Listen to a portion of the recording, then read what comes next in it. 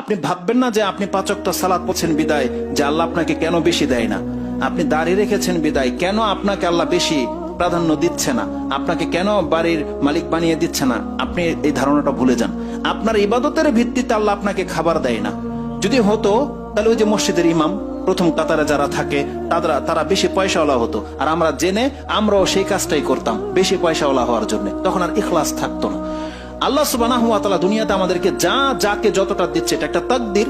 আল্লাহ ভালো জানে কেন আমাদেরকে একে অপরের চেয়ে তুলনামূলক কম রেখেছে, এতে আমাদের জন্য কল্যাণ আছে।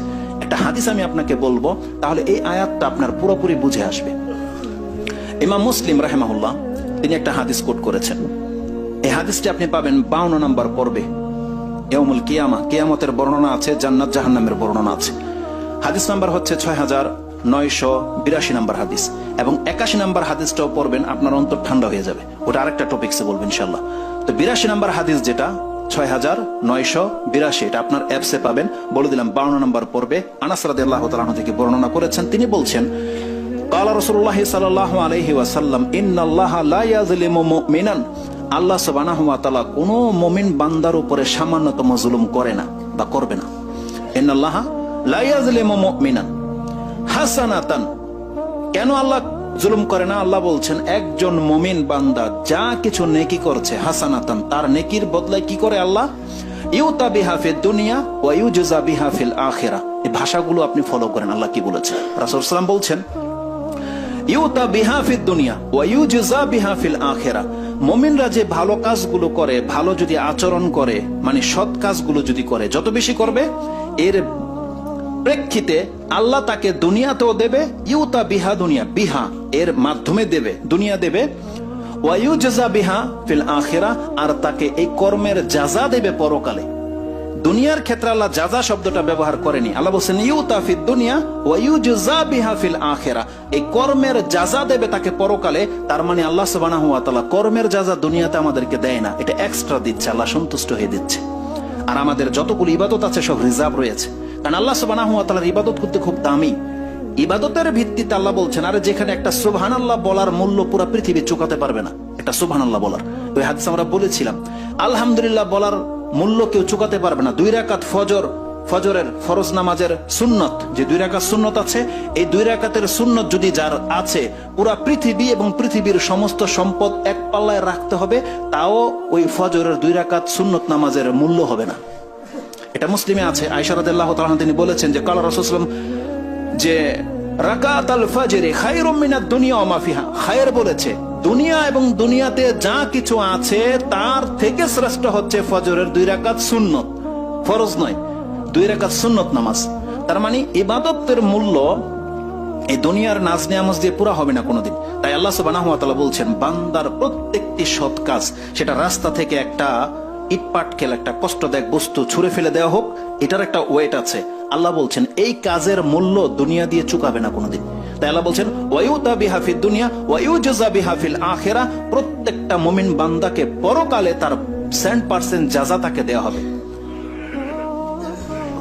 আওফা, আল্লাহ বলছেন আওফা মানে একদম পরিপূর্ণ বদলা তাকে দেওয়া হবে। একটা সুবহানাল্লাহ বলেছে, সে একটা সুবহানাল্লাহর নেকি তার মিস হবে না, কারণ আল্লাহ সুবহানাহু ওয়া তাআলা কি বলেছেন, আমি সেটাকে লিখে রাখছি।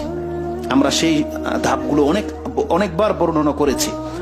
তো এই আয়াতের এই হাদিসটার মধ্যে কি আছে যে একটা মুমিন বান্দার নেকির কারণে তাকে ডাবল ভাবে দেওয়া হয়, দুনিয়াতেও দেওয়া হচ্ছে, এটা এক্সট্রা, আর আল্লাহ সুবহানাহু ওয়া তাআলা বলছেন মূল জাযা যেটা ওটা পরকালে দেওয়া হবে।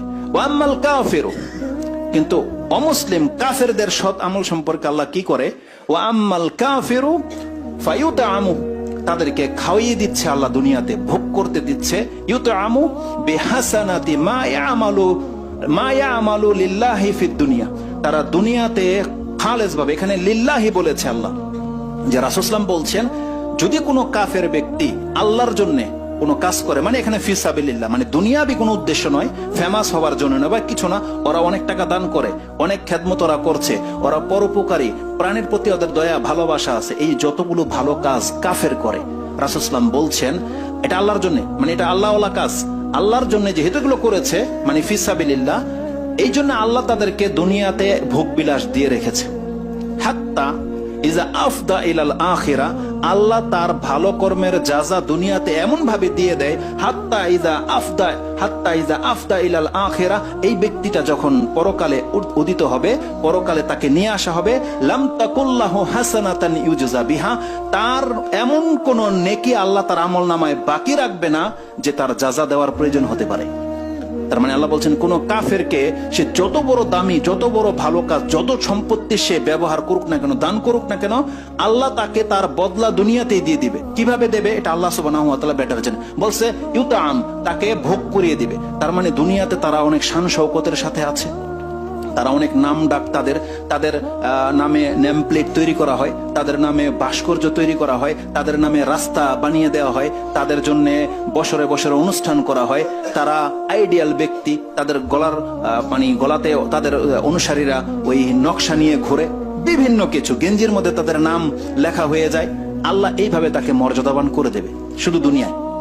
কিন্তু আল্লাহ বলছেন ওই কাফেরকে এমন ভাবে তার শান শৌকত বাড়িয়ে দেওয়া হবে, এত অঢেল সম্পত্তি তাকে দিয়ে দেওয়া হবে, যাতে করে কিয়ামতের মাঠে ও সার শূন্য হয়ে ওঠে, যাতে আল্লাহর কাছে কোনো কিছু আবদার, কোনো পাওনা যেন না থাকে। মানে আল্লাহ তো দয়া আল্লাহর, যে যদি থাকে তাহলে আল্লাহ তাকে দিতে হবে।